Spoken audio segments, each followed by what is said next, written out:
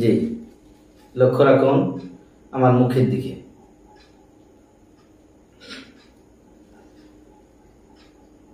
তাব্বাত ইয়াদা আবি লাহাবিন ওয়া তাব। تبت يدا أبي لهب وتب। জি, ভালো করে খেয়াল করব। تبت يدا أبي لهب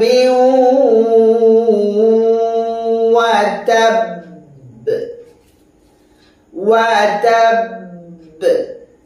জি, এখানে আমরা তাব যে কলকলাটা, এখানে এই কলকলাকে বলা হয় শক্ত কলকলা। কলকলার প্রকারভেদ আছে। কলকলার মধ্যে তিনটা প্রকার আছে। একটা হচ্ছে কলকলায় আকওয়া, কলকলায় কবি, কলকলায় জয়ীফ। তো এখানে যে কলকলার আলোচনা অন্য এক সময় হবে। এখানে যে কলকলা, এই কলকলাটা হচ্ছে কলকলায় আকওয়া, অর্থাৎ এটা খুব শক্তিশালী কলকলা। জি, আবি লাহাবি ওয়া তাব। জি, এভাবে আমরা কলকলা, অনেকে আমরা এভাবে বলি ওয়া তাব, এরকম আমরা বলে থাকি বা অনেক শোনা যায় এরকম। আসলে এখানে কলকলায় আকওয়া, এটা আমরা অনেকে বুঝি না বুঝার কারণে এই কলকলাটা আমাদের সঠিকভাবে আদায় হয় না। জি, তাহলে এখানে কলকলায় আকওয়া কাকে বলে, কবি কাকে বলে, জয়ীফ কাকে বলে, এ নিয়ে আলোচনা অন্য সময় হবে ইনশাল্লাহ।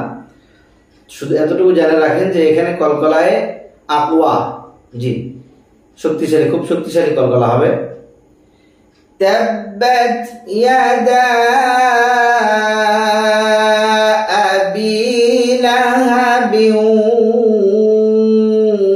ওয়া তাব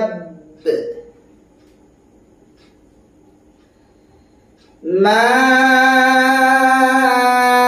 আগনা আনহু মালুহু ওয়া মা কাসাব। জি, মা আগনা আনহু মালুহু ওয়া মা কাসাব। এখানে আমরা মা হামজা গায়েন জবর এখানে আমরা অনেকেই কলকলা করে ফেলি। আগনা, জি, আমরা অনেকেই কলকলা করে ফেলি আগনা, অথচ গয়েন কলকলা হরফ না। জি, গয়েনের উপরে জজম আছে, জজম ধরে রাখতে হবে। জি, খেয়াল করুন, লক্ষ্য রাখুন। মা আগনা আনহু মালুহু ওয়া মা কাসাব ওয়া মা কাসাব। জি, এখানে যে কলকলাটা, এটা কলকলায় আকওয়া, এটা হচ্ছে কলকলায় কবি। প্রথম যেটা বলেছি এটা কলকলায় আকওয়া তাব, আর এখন যে কলকলাটা হচ্ছে এই আয়াতের শেষে, এটা হচ্ছে কলকলায় কবি। জি,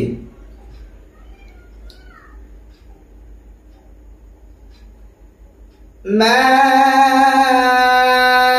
আগনা আনহু মালুহু ওয়া মা কাসাব সায়াসলা নারান যাতা লাহাবিন ওয়া ইমরাআতুহু। জি, লক্ষ্য রাখুন, ذات لهب وامرأته حمالة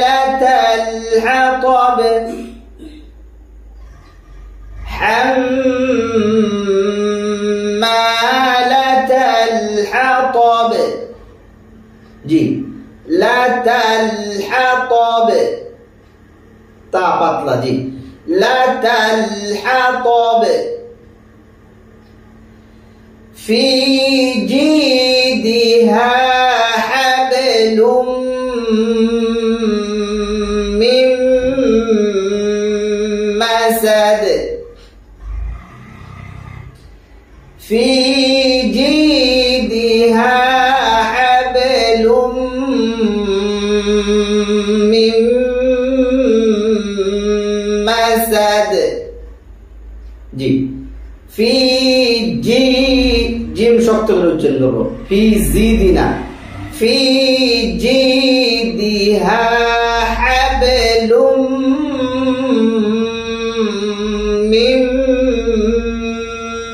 মাসাদ জি এভাবে আমরা ইনশাআল্লাহ মশক করব, সামনের দিকে অগ্রসর হব। আল্লাহ পাক তৌফিক দান করুন। আসসালামু আলাইকুম ওয়া রাহমাতুল্লাহি ওয়া বারাকাতুহু।